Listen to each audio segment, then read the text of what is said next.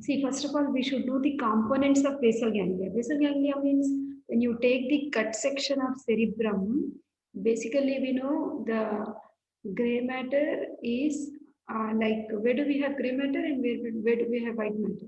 The gray matter is outside and white matter is inside. Okay, gray matter is towards this. You can see the dark discoloration, and white matter is inside. So inside the white matter, we have further collection of gray matter, which is nothing but basal ganglia. Okay, we have certain components of basal ganglia, like what we have studied with the relations of internal capsule. Like we have, what are the components? We have caudate nucleus, lentiform nucleus, and see substantia nigra. See, overall, caudate nucleus and lentiform nucleus together, you call these are the components of basal ganglia. Okay. Now, in anatomy, when we have studied internal capsule, you have studied like internal capsule is nothing but a V-shaped area which is present between medially you will have thalamus, okay, and like superiorly we will have caudate nucleus and inferiorly we will have laterally, inferolaterally we have the lentiform nucleus. That means this bluish area is thalamus, superior one is caudate nucleus, then this is lentiform nucleus. The lentiform nucleus in case of physiology, it is called as lenticular nucleus, which is further subdivided into two. That is globus pallidus and putamen. Okay, globus pallidus and putamen. So these are nothing but the collection of gray matter, what we are seeing inside the white matter of cerebrum, which is actually called as basal ganglia. Okay.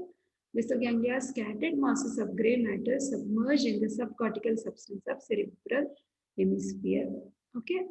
So the basal ganglia, we have three important components. What I just told you, the corpus striatum, which is made up of caudate nucleus and lentiform nucleus. Then we have substantia nigra. If you remember substantia nigra, we see in the cut section of midbrain, what we have discussed when we were doing neuroanatomy. Apart from that, there is below the thalamus, there is a nucleus which is called as subthalamic nucleus of Lewis. So these are the components of basal ganglia. Okay. So like subthalamic nucleus is very again situated lateral to the red nucleus and dorsal to substantia nigra. Okay. Now, once you know the components, now the question is, of course, though the question is only asking you functions, it's better you also talk about connections. When you talk about connections, better you go with this table. We have afferent connections, we have efferent connections. Okay, so afferent connections, see, we know corpus striatum is nothing but the caudate and lentiform nucleus. Okay, so afferent connections are coming from thalamic nucleus to caudate nucleus and putamen. Okay, then we also have connections coming from cerebral cortex, substantia nigra, subthalamic nucleus. We will see, okay, afferent, this button, afferent connections. You can see this is our caudate nucleus, okay, subthalamic nucleus, substantia nigra, okay, putamen. So whatever is shown in blue color, these are the components of the corpus striatum. Okay, caudate nucleus and lentiform nucleus. Lentiform nucleus has two subcomponents, putamen and globus pallidus. So the afferents are the connections which are coming from somewhere and reaching the corpus striatum. So the connections are coming from cerebral cortex, they are coming from thalamus towards the caudate nucleus. We also find connections coming from cerebral cortex to putamen, substantia nigra to putamen, subthalamic nucleus to globus pallidus. Like that, you just practice this diagram for afferent. Similarly, we have a picture for efferent. Going from this corpus striatum, you have connections like to and fro. In fact, they are the connections are going to thalamus, hypothalamus, red nucleus, reticular formation, subthalamic nucleus, substantia nigra, and globus pallidus. Okay, so like for our convenience, like we have three different components, right? Corpus striatum, substantia nigra, and thalamic nucleus. We should know the afferents of each part and also efferents. Okay, and draw these two diagrams. Once you do this, we will now talk about functions of basal ganglia. Why this? What is this basal ganglia doing? These are the components, right? You are seeing this is the like actually caudate nucleus. Okay, we have head, body, tail. Just below the head, we have putamen. Posterior to the putamen, we have thalamus, and at the tail of the caudate nucleus, we have amygdaloid nucleus. Like that, these are the components overall. These are all components. So, what are they doing? Why do we need this? See, generally speaking, I told you overall, when you study the functions of CNS, anyway, whether you study the functions of cerebrum or thalamus or hypothalamus or any part of CNS, more or less, like broadly speaking, if you are unable to recollect, they will be almost same. You should write almost, at least if you have studied one part thoroughly, those functions you can write it under any subheading, in fact, whether it be cerebral cortex or thalamus or hypothalamus, okay, or any part of the brain which is being asked. Now, first thing you are seeing, basal ganglia is forming the part of extrapyramidal system. Corticospinal tracts, they form pyramidal tracts in the medulla oblongata and the gross features what we see. So actually this basal ganglia, it is forming extrapyramidal system which is concerned with integration and regulation of motor activities. Okay, that means how to perform the motor activities. So first is control of muscle tone. We know our muscle is always in the partial state of contraction and this is controlled by the basal ganglia. Okay, that is. So basal ganglia decreases the muscle tone by inhibiting gamma motor neurons through descending inhibitory reticular system in the brainstem. So that's the reason if basal ganglia is damaged, muscle tone increases. This is very important function, beta. It is controlling muscle tone. That means it is actually, in fact, gamma motor neurons are actually responsible for development of muscle tone and basal ganglia is decreasing the muscle tone. That means always contraction should be followed by relaxation. Here, if basal ganglia is not working, only contraction will be there continuously and the muscle is unable to relax. Okay, that is. Next, we have control of motor activities, regulation of motor activities. So, movements during voluntary motor activities are initiated by cerebral cortex. However, these movements are controlled by basal ganglia, which are in close association with cerebral cortex. We have seen connections, both afferent and efferent, isn't it? You just go with afferent connections. You are finding the information is coming from the cerebral cortex to the basal ganglia. So that's how they are very close, like basal ganglia and cerebral cortex.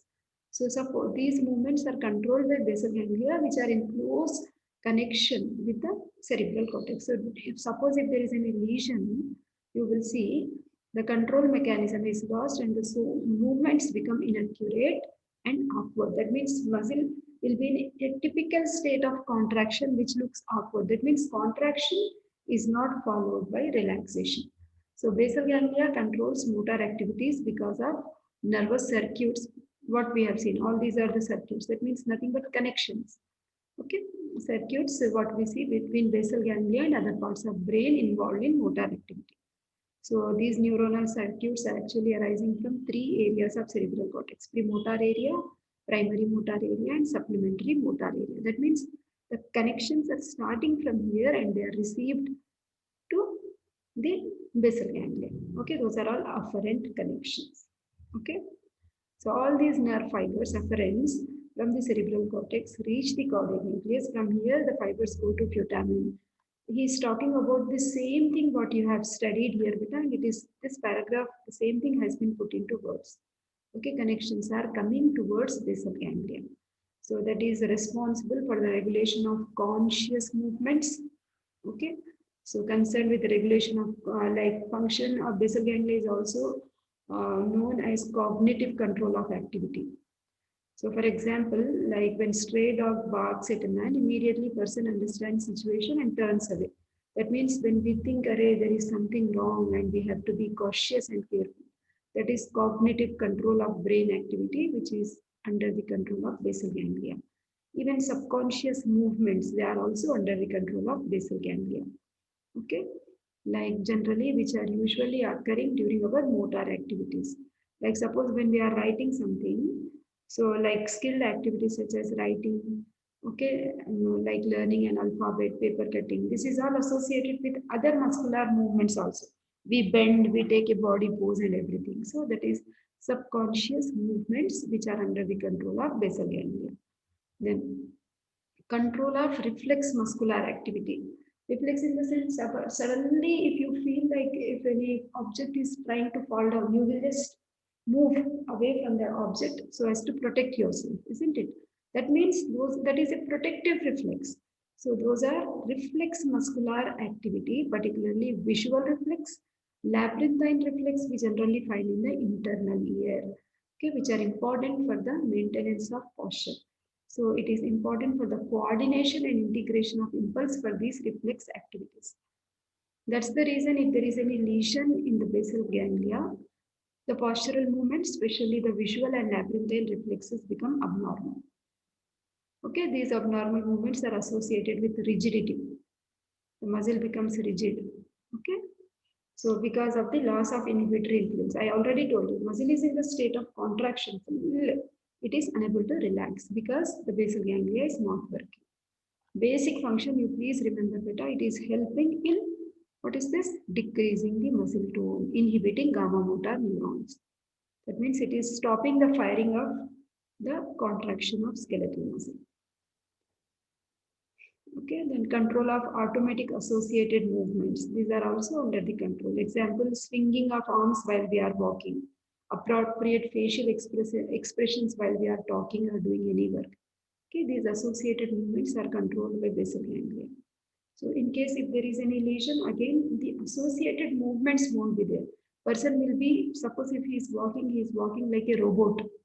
Okay, because there are no associated movements, poverty of movements. Suppose if the person is talking, no facial expressions. Then in case of basal ganglia, mask-like face, no smile, nothing. Okay, so body without associated movement is like a statue. Okay, then it is also helping in arousal mechanism. So like during your exams, you will be very active, no? That is arousal mechanism. So globus pallidus, red nucleus, they are involved in arousal mechanism because they are in connection with reticular formation, which is very important for active arousal mechanism. Okay. So lesion in globus pallidus causes drowsiness and it will lead to sleep. So role of neurotransmitter in the function of basal ganglia. So what are the functions of basal ganglia and motor activities are executed by some neurotransmitters. What are the various neurotransmitters we see? Just list them, that is enough. Dopamine, gamma aminobutyric acid, acetylcholine, substance P, encephalins. And to be more specific, suppose if it is dopamine, it is coming from substantia nigra and it is going to corpus luteum. These are all the neurotransmitters which are released from the basal ganglia. Like you can just simplify here the neurotransmitters like dopamine, fibers coming from substantia nigra to corpus luteum. Just learn this table and you can just put it under this. Okay, now see, like in the question, like Parkinsonism is asked. What is Parkinson's disease? Just now we have discussed, if you remember the functions thoroughly, writing this applied aspects is so easy in fact. What is there? So muscle contraction is not followed by relaxation and automatic associated movements are missing, because of which you will see the muscle body's posture will be as though it is very rigid and associated movements are not there. Mask-like face, robot-like action, statue-like body. All those things we will see in case of Parkinson's disease, which was first discovered by James Parkinson. Okay. So it can be damaged, like obviously it is due to the damage to the basal ganglia, maybe due to viral infection, cerebral arteriosclerosis, injury to basal ganglia, destruction or removal of dopamine, unknown causes. Okay. Yeah. So signs and symptoms, person will have tremor, then slowness of movements, okay, that is hypokinesia, poverty of movements, rigidity, gait, that means like the manner of walking is nothing but gait. And the gait is as though I told you it is like a robot, small steps, as though he's trying to catch the center of gravity, as though he's going to fall. Okay, speech problems, emotional changes, They cry very often. They get emotionally upset. Okay, and there may be dementia. Okay, so treatment. So, like what is happening? Treatment.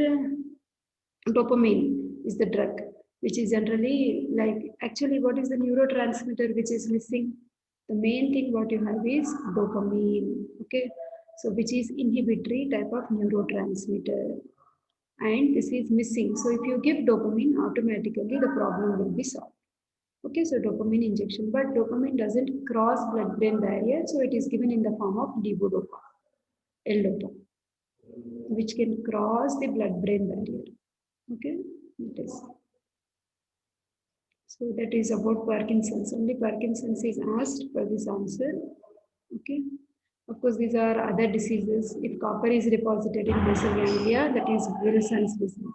Chorea is jerky, dancing type of movements. So like the 2 to 3 you can remember. Kernicterus is nothing but jaundice. Okay, it is caused in in infants.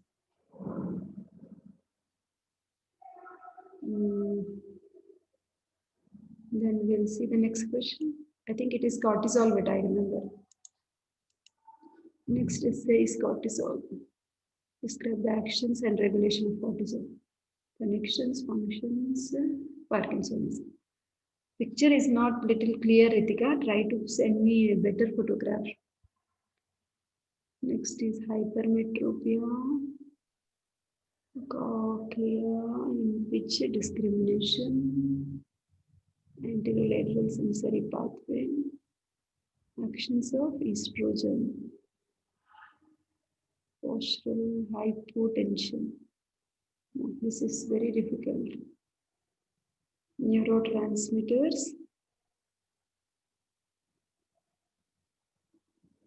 sex determination, role of serotonin, motor aphasia, amnesia, I think. Because I know something, I'm able to read, Ritika. A beginner, highly impossible. I failed to just. Ma'am, shall I send it again? No, but again to share it becomes difficult. I'll manage. You just tell me ninth question. Neuromuscular blocking agents. Okay, I got all the questions. Nothing to worry. Next time you take care to send the image properly. Okay. Thank you, Bata. Okay, ma'am. Yeah, first thing I'm giving you some work and added to that I'm telling something. Sorry for that. Okay. It's okay. Okay. Define what is the cortisol, no? So actions and regulation. Okay. This is endocrine system.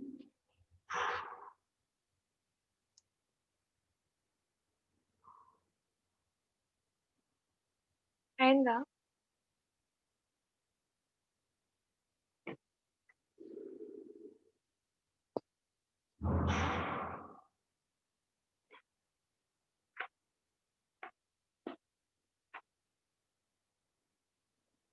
Yeah. Okay.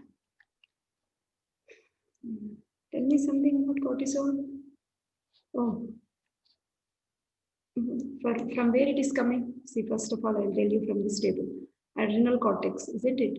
The adrenal cortex, we have like GFR, zona glomerulosa fasciculata reticularis. From zona fasciculata, we have the hormone cortisol coming. So what is the basic function of cortisol?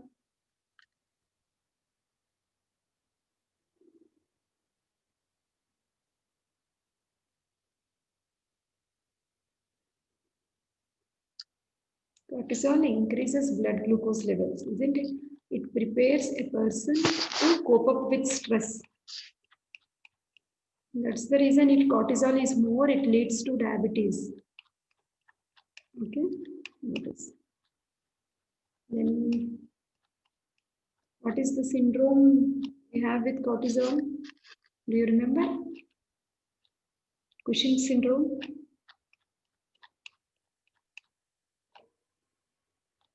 After pancreas, I guess. Yeah. Mineralocorticoids is aldosterone. Glucocorticoids is cortisol. Okay. Yeah.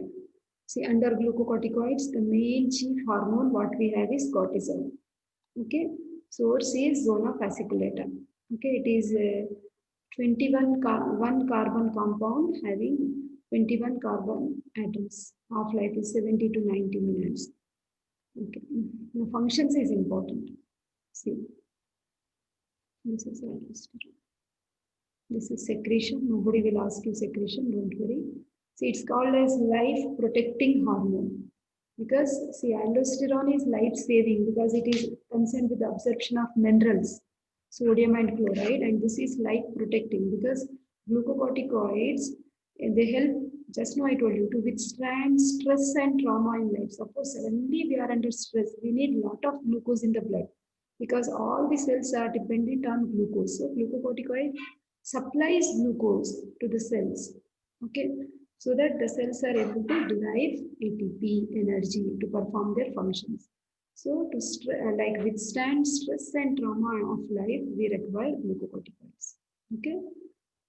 So glucocorticoids have metabolic effects on carbohydrate, protein, fat, and water. These hormones also show mild mineralocorticoid effect. So removal of adrenal gland. And so what happens? So there will be disturbance in this metabolism of carbohydrate, protein, and fat. Okay. So that is like if it is exposure to even mild harmful stress after adrenalectomy, the person may die. These are from experimental animals. Now, what are its effects? Like any other hormone, we generally focus it on various metabolisms, on carbohydrate, protein, and fat metabolism. Now, what does it do? It increases blood glucose levels. But what are the mechanisms? First is gluconeogenesis. Nothing but synthesis of glucose from non-carbohydrates is nothing but gluconeogenesis. Okay, so that glucose is available, readily available for the tissues. Okay, to cope up with the work and also during stress. It inhibits the uptake and utilization of glucose by peripheral cells. This action is called anti-insulin action of glucocorticoids. So hypersecretion of glucocorticoids increases blood glucose levels. I told you, no, it is resulting in diabetes. Okay, because it is like basically it is concerned with increasing blood glucose levels. So its effect on protein metabolism, it decreases cellular proteins, it promotes catabolism. First of all, you should know this keyword better, then you can elaborate. Catabolism of proteins. That means it is not allowing bodybuilding mechanism. In fact, it is breaking the proteins. It is mobilizing the proteins and it is breaking the proteins to amino acids. So decreases its cellular proteins, increase in plasma level of amino acids, increase in protein content in liver. All these are various mechanisms. Okay, on fat metabolism, see keyword you see like mobilization and redistribution of fats. Okay, that means it causes the fats to be mobilized from adipose tissue. Okay, so that the fatty acid concentration will increase in blood. That means HDL, LDL, VLDL, everything will rise in blood because of the mobilization of fatty acids, increasing the utilization of fat for energy. Obviously, we know like whenever fat is utilized, there will be production of ketone bodies, which may lead to diabetic ketoacidosis, ketogenic effect. Okay, so hypersecretion of glucocorticoids will result in abnormal type of obesity. Okay, by increasing the deposition of fat in certain areas like abdomen, chest, face, and buttocks.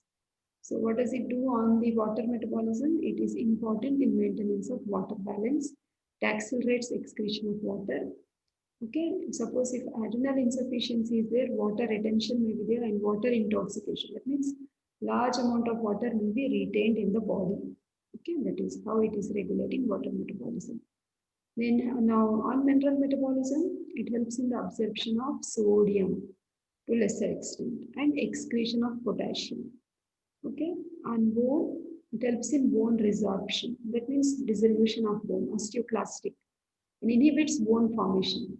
Okay, so that's the reason if glucocorticoids are excess, it will lead to osteoporosis.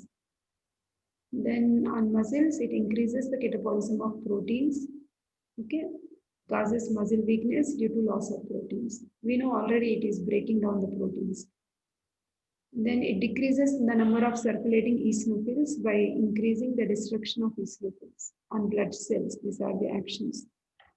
Decreases number of basophils, lymphocytes. Overall, it is reducing blood cells better. So on vascular, that means on blood vessels, what does it do? Constrictor action. Okay, that means it brings about vasoconstriction. Okay, on CNS, it helps in normal functioning of CNS. Okay, so permissive action of glucocorticoids, that means it is allowing the other hormones also to work properly, like calorigenic effect of glucagon, lipolytic effect of catecholamines. All these are working nicely if the glucocorticoids, cortisol is released. Already I told you it has a very important role to cope up with stress because it is increasing blood glucose levels so that we can withstand stress. Okay, that is. If nothing is asked from cortisol, always important is anti-inflammatory effect. This itself can come as 5 marks. Please remember. Basically, inflammation, what does it mean? The first paragraph is all explained about inflammation only. So inflammation is if there is any injury, you will see if you are hit by something, you will see there will be swelling, there will be pain, there will be bleeding. That particular area will not work for some time. Okay, so that is redness, pain, swelling, and loss of function of that area. These are the clinical symptoms of inflammation, which are actually caused due to vaso. Initially, there will be vasoconstriction followed by vasodilatation. Okay, and you will see our defense cells will come into picture and they will release lot of inflammatory mediators. Okay, like histamine, serotonin, bradykinin, tumor necrosis factor. This itself is a big chapter in pathology, second year inflammation. So all those chemical like mediators which are released at the point of injury are responsible for pain, redness, swelling and all.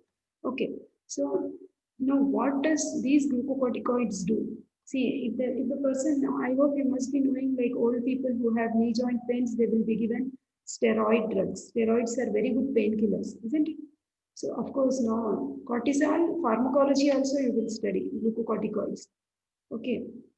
The most commonly used painkillers, in fact, but we generally do not prescribe it more because they have lot of side effects also. Okay. So that is. Now, what does it do? It prevents that.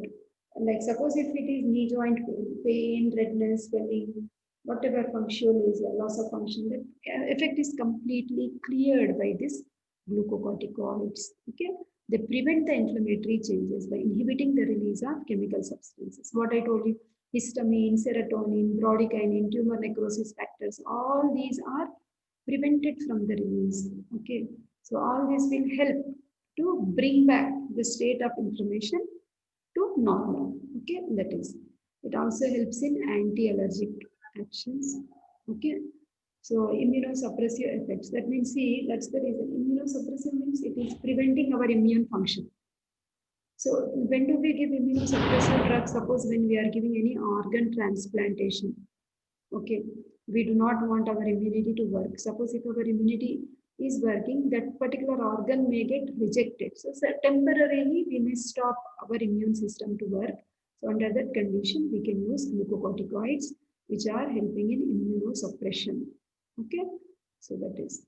Now glucocorticoids, they bind with receptors to form hormone receptor complex, which activates DNA. This is always there with any hormone. Activates DNA to form mRNA. mRNA causes synthesis of enzymes, which will alter cell function. Okay, better. So this is all about the glucocorticoids. Okay, I told you disease associated with it is Cushing syndrome. Okay, so what is happening in Cushing syndrome? Person will have diabetes. Okay, and there will be like dermis becomes very thin, and there may be rupture because of which you will see formation of purple stripe. There is truncal obesity. That means deposition of fat in the trunk region, thorax, abdomen, but limbs will be thin. Upper limb, lower limb will be very thin, and blood glucose levels obviously will be very high. Okay, leading to diabetes mellitus symptoms also will be there in case of Cushing syndrome. Okay, That is about this second essay. Actions and regulations. Okay. Then hypermetropia, methods of correction. What is hypermetropia?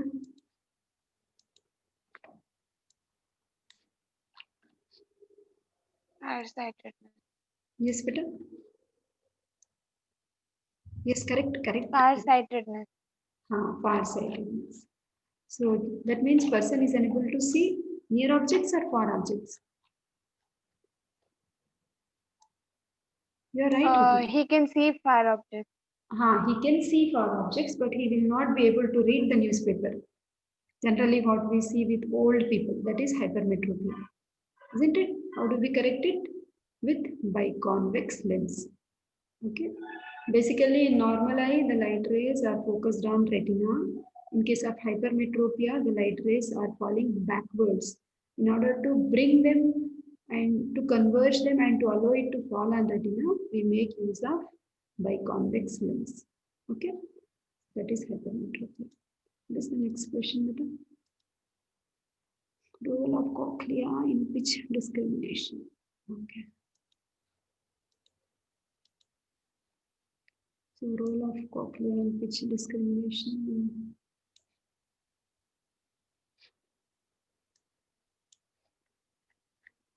It comes under cochlear microphonic potentials. That is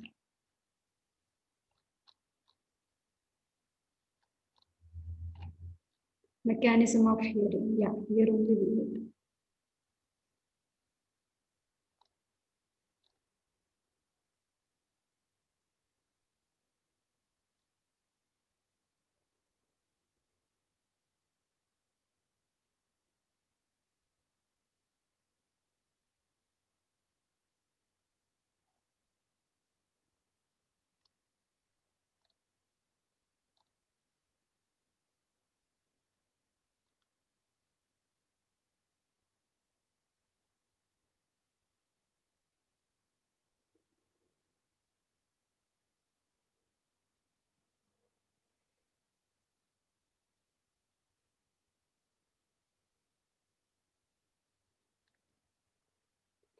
Okay, for this you have to remember the organ of Corti.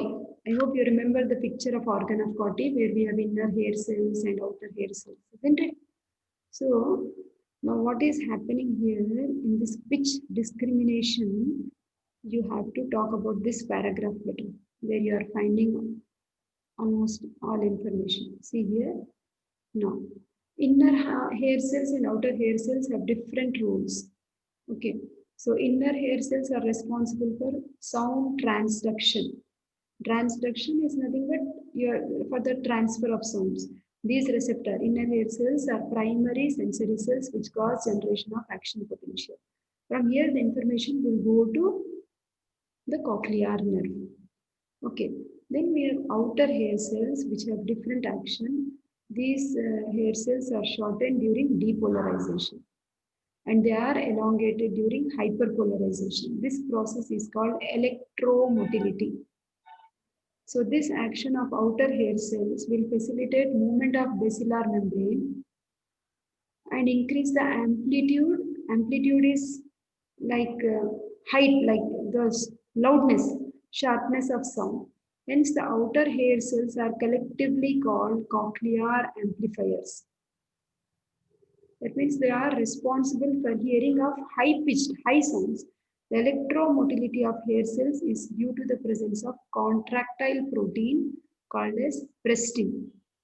Okay, so this is the paragraph what you are supposed to write about that particular question. Okay, pitch discrimination. That means whether the sound is loud sound or a low pitched sound. That is the pitch discrimination. So here we have outer hair cells which are concerned with that. Okay, that is. Apart from that, different nerve fibers of hair cells also play important role during sound transduction by releasing this neurotransmitter acetylcholine. Okay. So basically you try to talk more about outer hair cells. Okay. I'll resend the link, but I think it will go in 1 minute. So efferent nerve fibers to inner hair cells terminates in auditory nerve fiber where it leaves. Just write these 2 points in a bit, outer hair cells and inner hair cells. Okay. These are of course connections. If you can, you just read it once. Okay. So I'll resend the link with the next question.